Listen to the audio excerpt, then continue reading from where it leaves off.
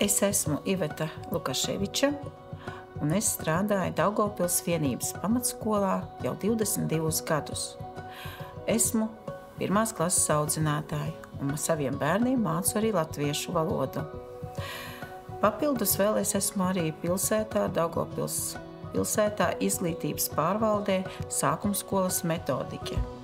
Un diezgan bieži nākas saskarties ar jautājumu, kad tad būs savādākas grāmatas tieši mazajiem bērniem latviešu valodā.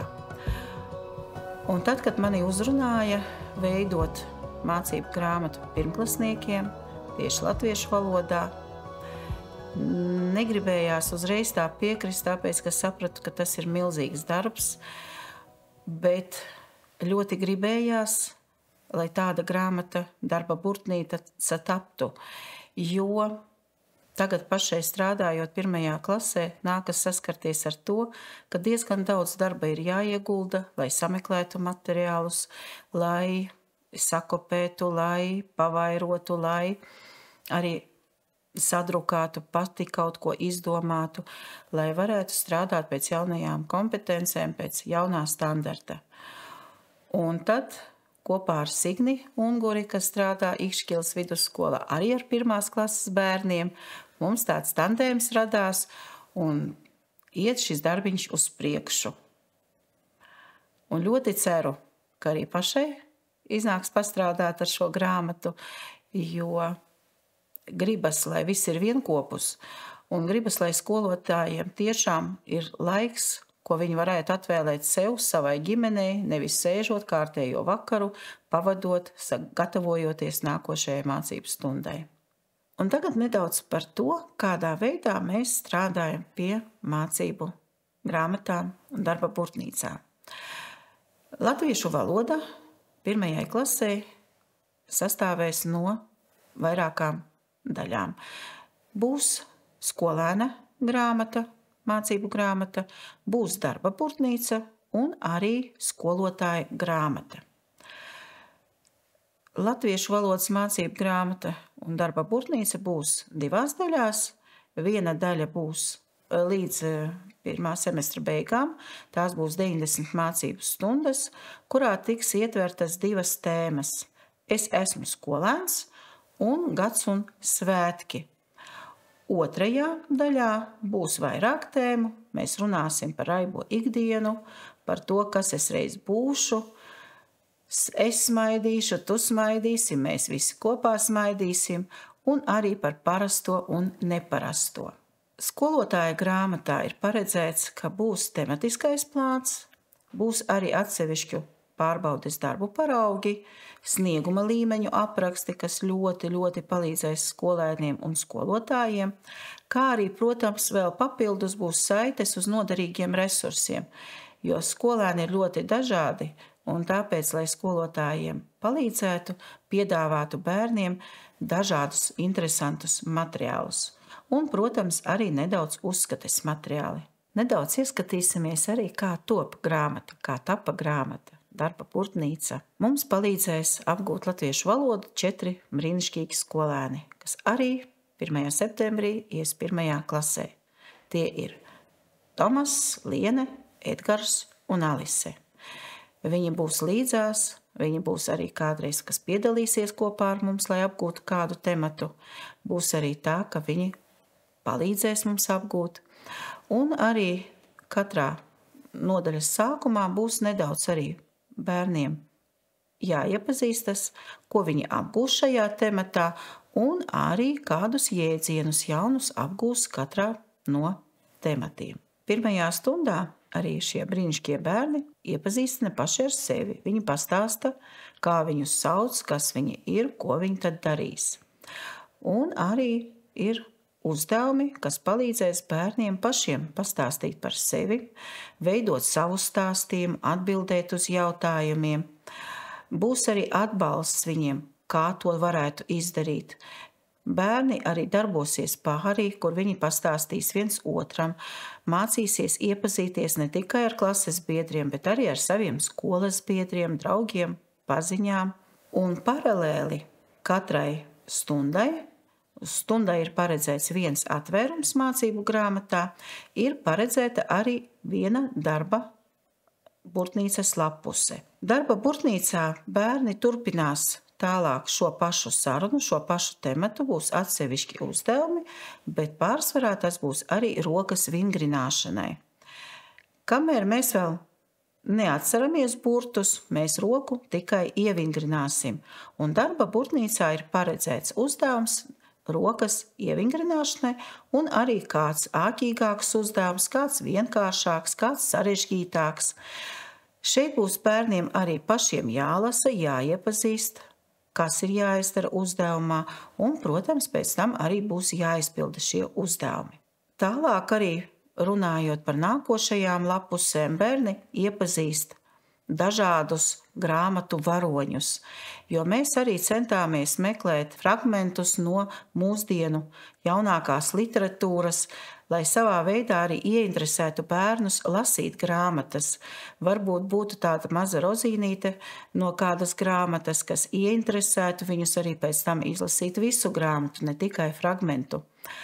Un arī tātad ir darbs ar šo tekstu, kur bērnam ir jāatbild uz jautājumiem, ir jāpadomā arī nedaudz par sevi, jāiejūtas kāda grāmatu varoņa lomā un jāpadomā, kā viņš rīkotos kādā no situācijām.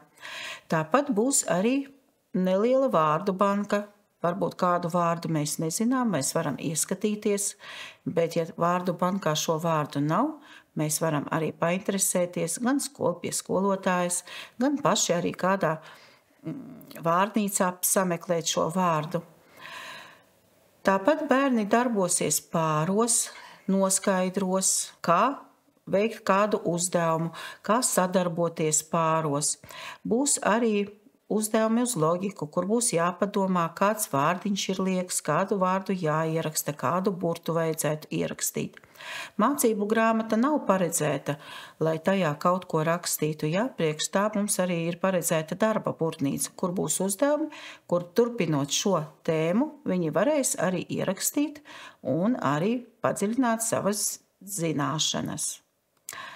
Šeit jūs arī redzat 3., 4. darba lapu. Ir paredzētas arī brīvas līnijas, kur bērns varbūt varētu savu roku trenēt, tad, ja viņš redz, ka kaut kas nav izdevies. Un tādā veidā pilnveidojot savu rakstīt prasmi. Ir dot arī uzdevumi, kur bērns padomāt, veidot savus, arī, piemēram, ja kāds kādu darbiņu paveic ātrāk, arī var padarboties darba burtnīcā. Darba burtnīca iet paralēli mācību grāmatai, tāpēc arī to var veiksmīgi izmantot mācību stundās vai arī kādreiz kādu darbiņu uzdodot mājās. Un arī 2. nodaļā var redzēt, tad katra nodaļa sāks ar attēliem, kas būs šajā nodaļā. Katra nodaļa ir paredzēta vienai nedēļai, 6 mācību stundām, un atkal, ko apgūs šajā nodaļā, kādi jēdzieni parādīsies un kādā veidā šos jēdzienus varēs bērns apgūt.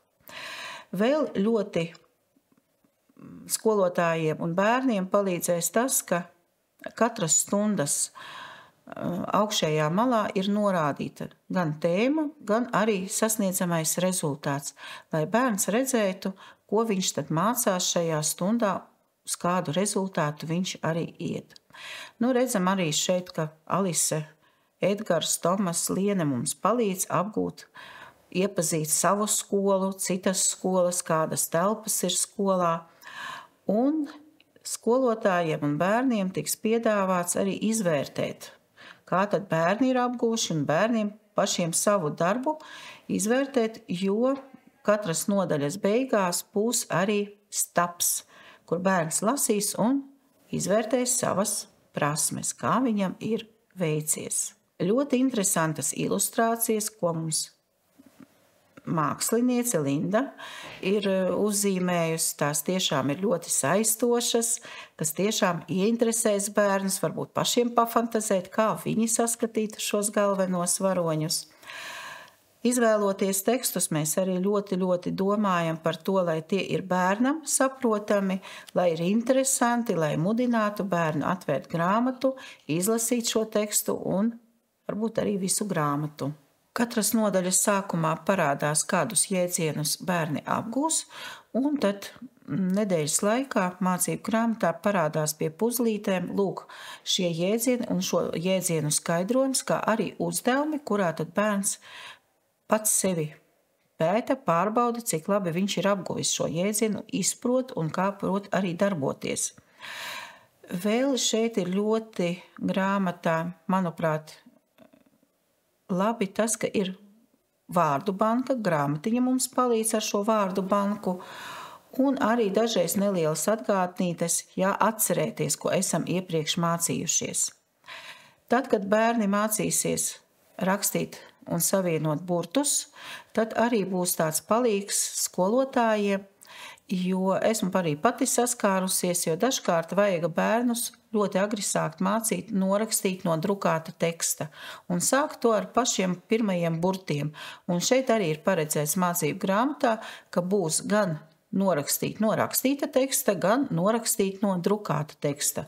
Skolotājiem nevajadzēs ne pašam sagatavot, bet bērns varēs ņemt no grāmatas un to savā rakstu darbu burtnīcā rakstīt. Tas ir tam gadījumam paredzēts, ja gadījumā nav tās darba burtnīcas, bet ja ir, tad tas ir arī papildus, jo rokraksts ir tas, ko mums ir jāizkopja ar bērniem un jāveltu tam diezgan ilgs laiks, jo tikai treniņos taps labs rokraksts. Mēs ar Signi ceram, ka skolotājiem, maniem kolēģiem, Signes kolēģiem un visiem sākuma skolas skolotājiem tas būs tiešām liels atbalsts. Varēs arī veltīt kādu laiku sev, savai ģimenei, jo stundām nebūs tik ilgi vairs jāgatavojas. Un arī bērniem būs prieks mācīties no šīm mācību grāmatām. Arī viņus rosinās varbūt kādu grāmatu izlasīt.